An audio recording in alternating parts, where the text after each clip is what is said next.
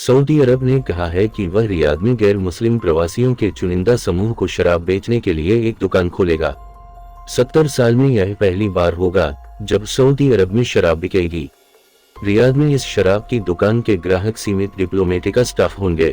ये डिप्लोमेटिका स्टाफ सालों से सीलबंद आधिकारिक पैकेज आयात करते रहे हैं। इसे डिप्लोमेटिका पाउच कहा जाता है। सऊदी के अधिकारियों का कहना है कि यह दुकान शराब के अवैध व्यापार को रोकेगी। सऊदी अरब में शराब पर प्रतिबंध 1952 से है। तब किंग अब्दुल अजीज के बेटे ने शराब के नशे में एक ब्रिटिश डिप्लोमेट की गोली मारकर हत्या कर दी थी। समाचार एजेंसी एएफपी और रॉयटर्स ने जो दस्तावेज देखे हैं उनके मुताबिक शराब का यह नया स्टोर रियाद के डिप्लोमेटिका क्वार्टर में होगा। शराब बेचने की योजना से वाकिफ अधिकारियों ने रॉयटर्स से बताया कि दुकान कुछ हफ्तों में खुल सकती है। हालांकि दुकान को लेकर कुछ सीमाएं हैं। शराब की तलब वाले राजनयिकों को पहले रजिस्ट्रेशन कराना होगा और फिर सरकार से क्लियरेंस मिलेगी। शराब के स्टोर में 21 साल से कम उम्र के लोगों को आने की इजाजत नहीं होगी और दुकान के भीतर हमेशा उचित पोशाक की जरूरत होगी। शराब पीने वाले किसी और से शराब नहीं मंगवा सकते हैं, जैसे अपने ड्राइवर से शराब नहीं मंगवा सकते हैं। बयान के मुताबिक शराब खरीदने की मासिक सीमा होगी। हालांकि एएफपी ने जो दस्तावेज देखे हैं उसके मुताबिक ये नियम सख्त नहीं होंगे। रजिस्टर्ड ग्राहकों को हर महीने 240 पॉइंट्स शराब मिलेगी। 1 लीटर स्पिरिट्स को 6 पॉइंट मापा जाएगा।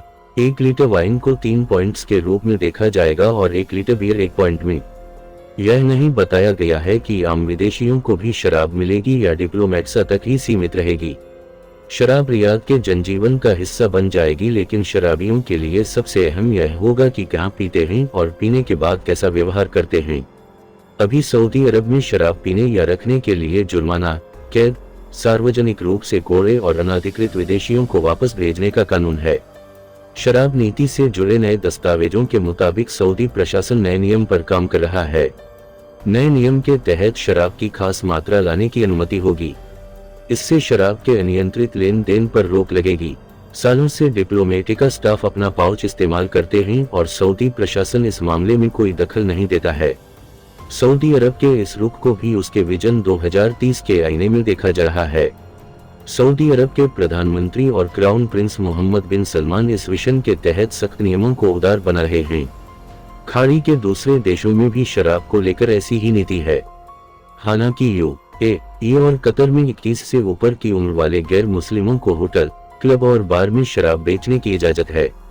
सऊदी अरब के दस्तावेज में अभी यह नहीं बताया गया है कि वह भी यूएई और कतर की तरह ही करेगा या नहीं।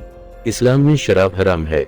सऊदी अरब का 1952 तक शराब को लेकर एक किस्म का समझौतावादी रुख था, लेकिन 1951 में प्रिंस मिसारी बिन अब्दुल अजीज अल सौदा ने जेद्दा में ब्रिटिश राजायिका सिरिल उस्मान की गोली मारकर हत्या कर दी थी। ऐसा उन्होंने एक फंक्शन में और शराब देने से इनकार करने पर किया था। इस घटना के 1 साल बाद किंग अब्दुल अजीज ने शराब को पूरी तरह से प्रतिबंधित कर दिया था। मिसारी को हत्या के मामले में दोषी ठहराया गया था।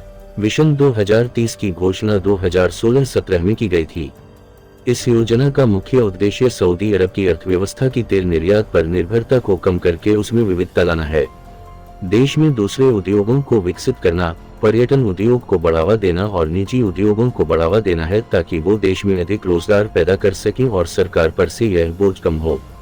31 साल के मोहम्मद बिन सलमान सऊदी अरब के क्राउन प्रिंस हैं। क्राउन प्रिंस पिछले 7 सालों से मुल्क का नेतृत्व कर रहे हैं।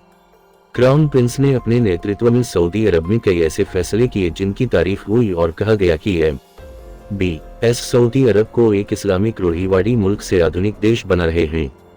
साल 2016 में क्राउन प्रिंस ने विजन 2030 से पर्दा हटाया था। इस विजन के तहत कई तरह के सुधार शुरू किए गए। उन्होंने सऊदी को और अधिक खुला बनाया। क्राउन प्रिंस ने सिनेमा और कॉन्सर्ट से पाबंदी हटाई।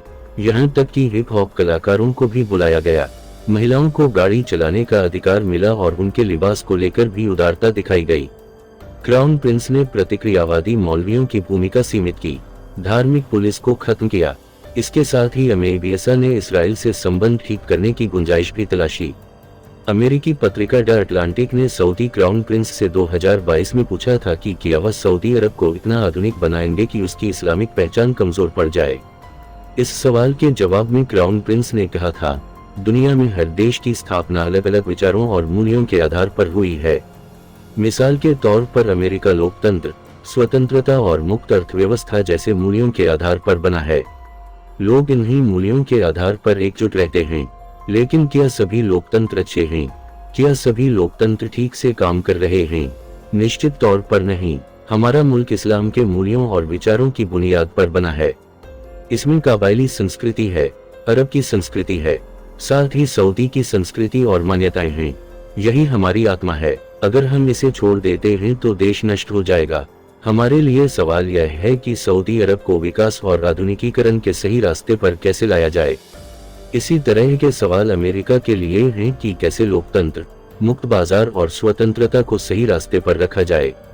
यह सवाल इसलिए जरूरी है क्योंकि ये गलत रास्ते पर जा सकते हैं। इसलिए हम अपने मूल्यों से दूर नहीं होंगे क्योंकि यही हमारी आत्मा है। सऊदी अरब में पवित्र मस्जिदें हैं और इन्हें कोई हटा नहीं सकता। हमारी यह जिम्मेदारी है कि ये पवित्र मस्जिदें हमेशा रहें और हम मुल्क को सऊदी के लोगों के लिए, इस इलाके के लिए सही रास्ते पर रखना चाहते हैं। शांति और सह अस्तित्व के आधार पर हम चाहते हैं कि बाकी दुनिया में चीजों को जोड़ें।